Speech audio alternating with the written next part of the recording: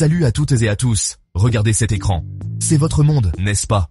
Votre bureau, votre moyen de communication, votre divertissement, votre boussole. Votre smartphone est littéralement une extension de vous-même, un investissement indispensable.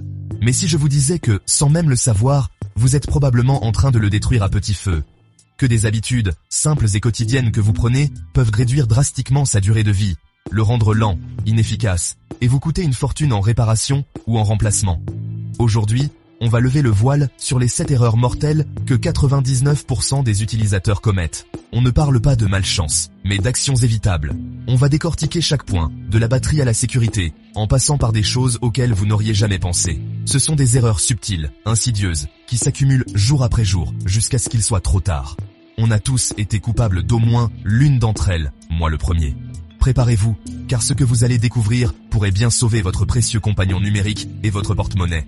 Ces conseils sont le résultat d'années d'expérience, de tests et d'analyses de centaines d'appareils. C'est du concret, du pratique, que vous pourrez appliquer dès ce soir.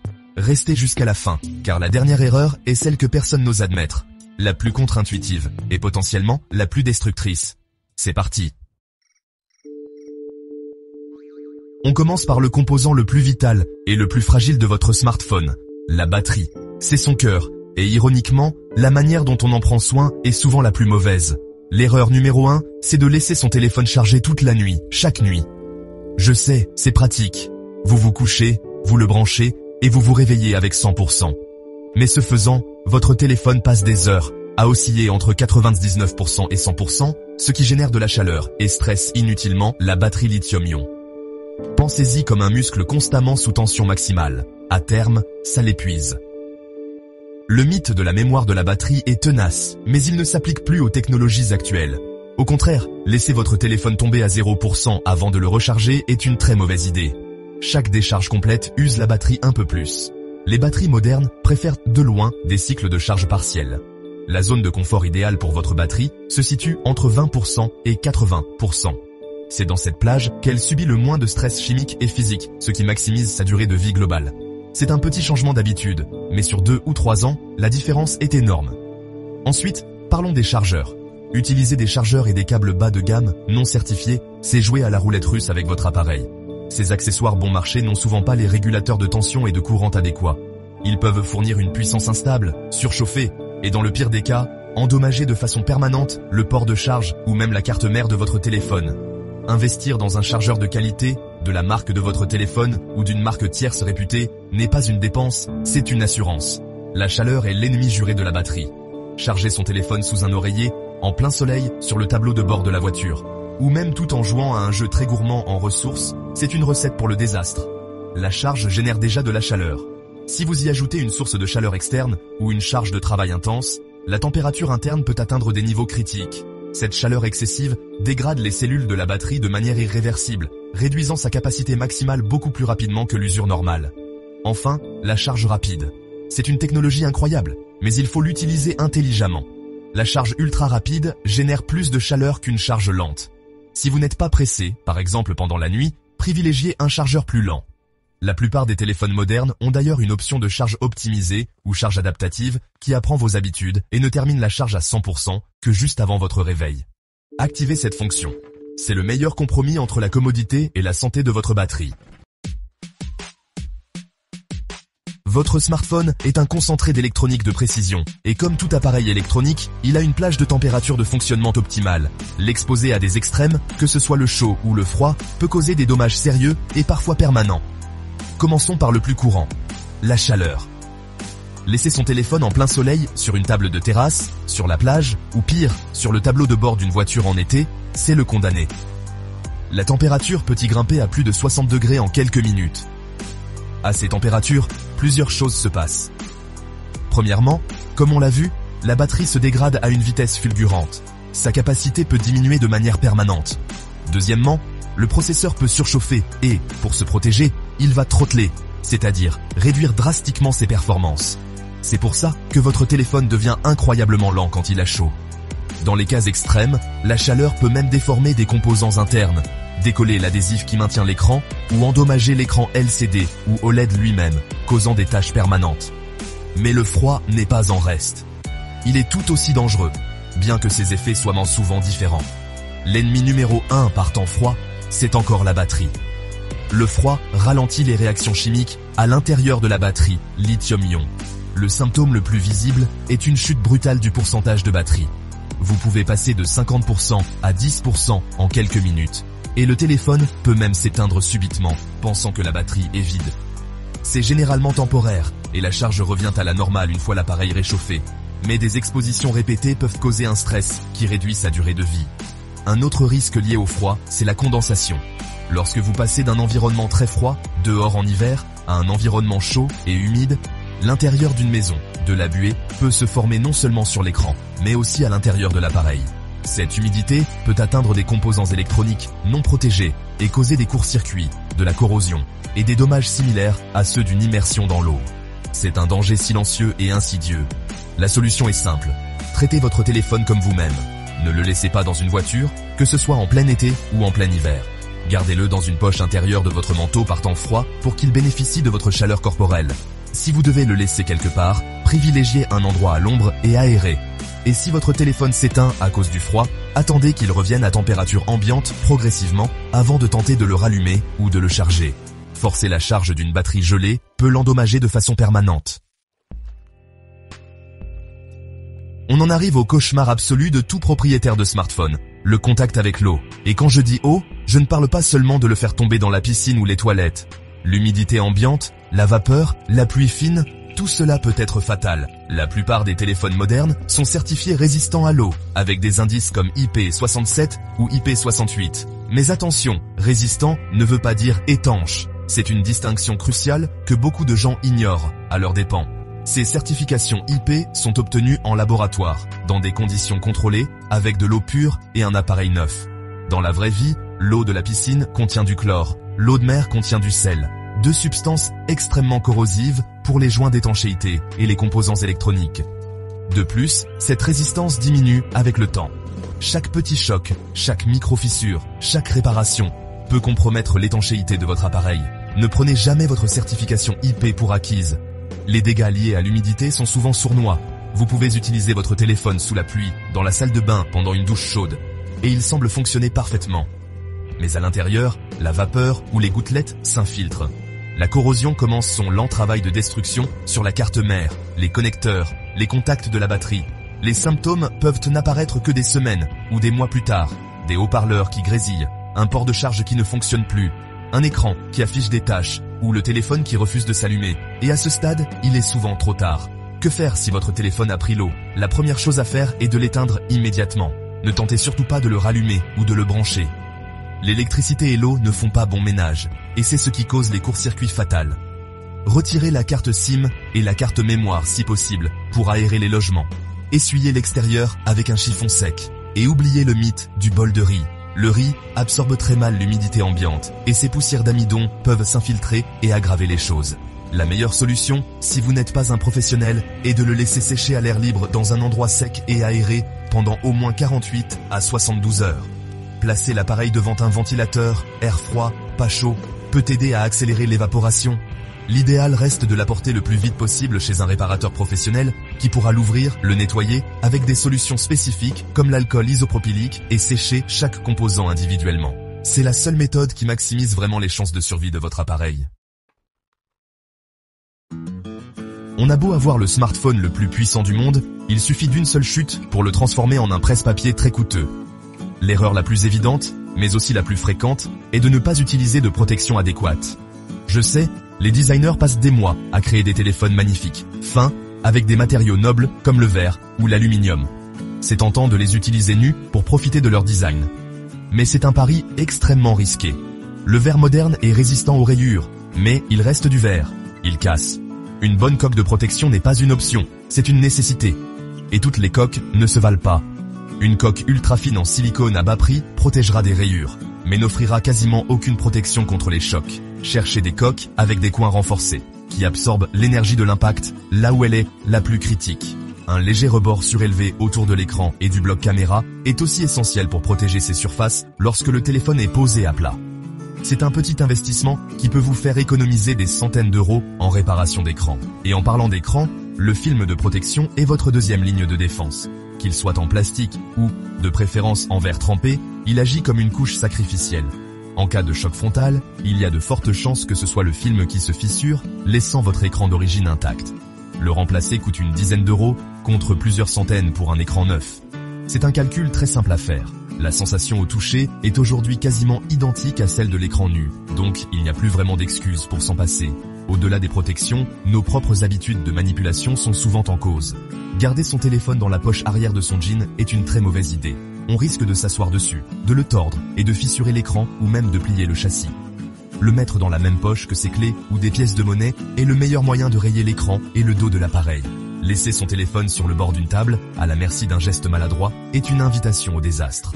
Soyez conscient de l'endroit où vous posez votre téléphone. Ayez une place désignée pour lui sur votre bureau, loin du bord. Quand vous marchez, tenez-le fermement. Ces gestes de bon sens semblent évidents, mais dans la précipitation du quotidien, on les oublie facilement.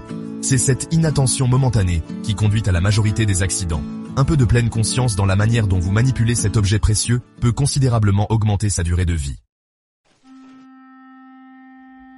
La santé de votre smartphone ne se limite pas à son enveloppe extérieure. Ce qui se passe à l'intérieur, au niveau du logiciel, est tout aussi crucial. Une des erreurs les plus courantes est de négliger les mises à jour logicielles. Quand votre téléphone vous propose une mise à jour de l'OS, que ce soit iOS ou Android, ou même des applications, ce n'est pas juste pour vous embêter. Ces mises à jour contiennent souvent des correctifs de sécurité critiques, des optimisations de performance et des améliorations de la gestion de la batterie. Ignorer ces mises à jour, c'est laisser des failles de sécurité ouvertes et se priver d'améliorations qui rendent votre téléphone plus rapide et plus efficace. L'autre grand ennemi silencieux, c'est la surcharge de stockage. Un smartphone dont la mémoire est presque pleine devient inévitablement lent, très lent. Pourquoi ? Eh bien, le système d'exploitation a besoin d'un certain espace libre pour fonctionner correctement. Il l'utilise comme une mémoire tampon pour stocker des fichiers temporaires, mettre en cache des données et gérer les processus en arrière-plan. Quand cet espace vient à manquer, tout le système se met à ramer. Les applications mettent une éternité à se lancer, le clavier lag et le téléphone peut même planter. La règle d'or est de toujours essayer de garder au moins 15 à 20% de votre espace de stockage total libre. Faites régulièrement le ménage. Commencez par les plus gros coupables, les vidéos, surtout en 4K. Transférez-les sur un ordinateur ou un service de cloud. Ensuite, les photos. Utilisez des services comme Google Photos ou iCloud Photos pour les sauvegarder en ligne et libérer de l'espace sur votre appareil. Passez en revue vos applications et désinstallez celles que vous n'utilisez plus depuis des mois. Elles occupent de l'espace et peuvent même tourner en arrière-plan, consommant batterie et données. Le cache des applications est un autre point à surveiller. Des applications comme les réseaux sociaux, les navigateurs web ou les services de streaming peuvent accumuler des centaines de mégaoctets, voire des gigaoctets, de données en cache. Vider ce cache de temps en temps peut libérer un espace précieux et parfois résoudre des bugs d'application. Sur Android, c'est facile à faire dans les paramètres de chaque application. Sur iOS, la méthode la plus simple est souvent de désinstaller et réinstaller l'application récalcitrante. Enfin, un simple redémarrage peut faire des merveilles. On a tendance à laisser nos téléphones allumés pendant des semaines, voire des mois. Redémarrer votre appareil une fois par semaine permet de vider la mémoire vive, de fermer des processus qui tournent en arrière-plan sans raison et de repartir sur une base saine. C'est l'équivalent d'une bonne nuit de sommeil pour votre téléphone. C'est simple, rapide, et ça peut résoudre un nombre surprenant de problèmes de lenteur et de bugs mineurs. On entre maintenant dans la dimension de la sécurité. Votre smartphone contient votre vie. Contacts, messages, photos, accès à vos comptes bancaires. L'erreur mortelle ici est de compromettre cette forteresse en installant n'importe quoi. La source principale de problème, c'est le téléchargement d'applications en dehors des magasins officiels, l'App Store d'Apple et le Google Play Store. C'est ce qu'on appelle le sideloading. Bien que parfois utile pour des usages spécifiques, c'est ouvrir la porte à des malwares, des spyware et des ransomware. Les magasins officiels ne sont pas parfaits, mais ils disposent de processus de vérification et de sécurité qui filtrent la grande majorité des applications malveillantes. En téléchargeant un fichier APK depuis un site web obscur, vous n'avez aucune garantie sur ce que vous installez réellement. L'application peut sembler légitime, mais en arrière-plan, elle peut voler vos données personnelles, enregistrer vos frappes au clavier pour récupérer vos mots de passe, ou utiliser votre téléphone pour miner de la crypto-monnaie, le ralentissant et détruisant votre batterie. Même au sein des magasins officiels, la prudence est de mise. Lisez toujours les avis, mais avec un œil critique. Regardez le nombre de téléchargements et le nom du développeur. Méfiez-vous des clones d'applications populaires avec des noms légèrement différents. Mais le plus important, c'est de vérifier les autorisations que l'application demande lors de son installation ou de sa première utilisation. Une application de lampe de poche a-t-elle vraiment besoin d'accéder à vos contacts, votre micro et votre localisation? Absolument pas. Refusez les autorisations qui vous semblent abusives. Le phishing, ou hameçonnage, est une autre menace majeure. Vous recevez un SMS ou un email qui semble provenir de votre banque, d'un service de livraison ou d'une administration, vous demandant de cliquer sur un lien pour vérifier une information ou régler un problème. Ce lien vous mène vers un faux site web, copie conforme de l'original, où l'on vous demande d'entrer vos identifiants. Une fois que vous le faites, les pirates les ont. La règle est simple, ne cliquez jamais sur les liens dans des messages non sollicités. Allez toujours directement sur le site officiel ou l'application par vous-même. Enfin, utilisez les outils de sécurité à votre disposition. Activez le verrouillage de l'écran avec une méthode forte, comme l'empreinte digitale, la reconnaissance faciale ou un bon code ou schéma. Activez l'authentification à 2 facteurs sur tous vos comptes importants, Google, Apple, réseaux sociaux, etc. Cela ajoute une couche de sécurité essentielle, même si quelqu'un vole votre mot de passe, il ne pourra pas se connecter sans votre téléphone. Un peu de paranoïa saine est votre meilleur allié pour protéger votre vie numérique.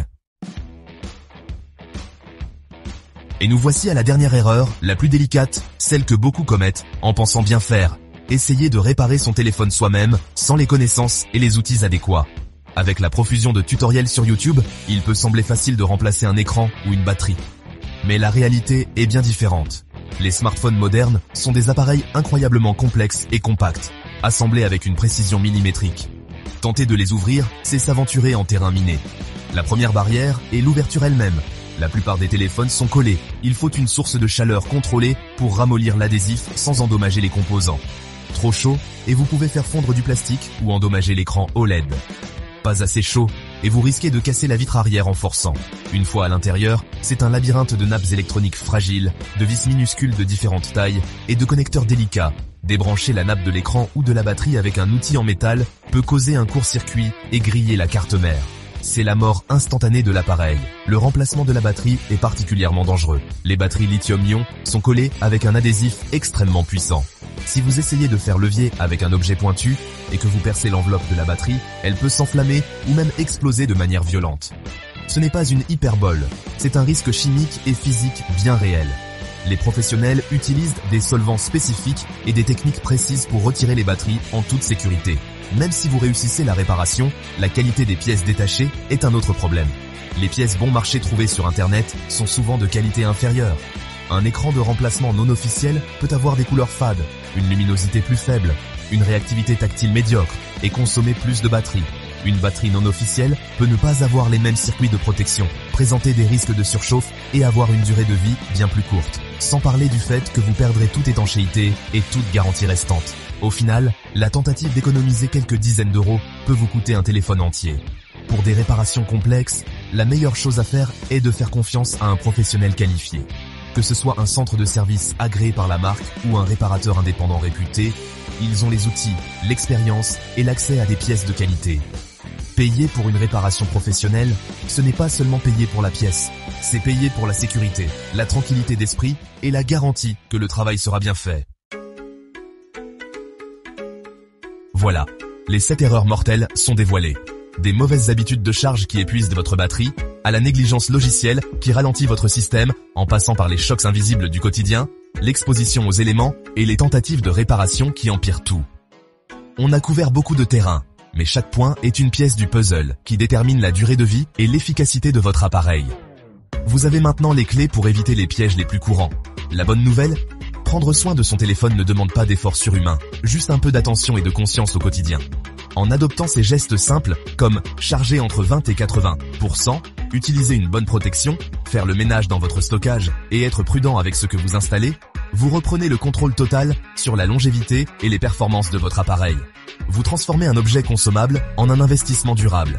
Ce n'est pas seulement une question d'économie sur les réparations ou les remplacements, même si c'est un avantage énorme. C'est aussi un geste pour la planète, en réduisant les déchets électroniques qui sont un problème environnemental majeur. Alors, faites ce bilan de santé rapide de votre téléphone chaque mois. Un smartphone bien entretenu, c'est un compagnon fiable qui vous servira plus longtemps et mieux. Si cette vidéo vous a éclairé et aidé, n'oubliez pas de liker, de partager à vos amis qui massacrent leur téléphone, et de vous abonner pour plus de conseils qui vous simplifient la vie. On se retrouve très vite.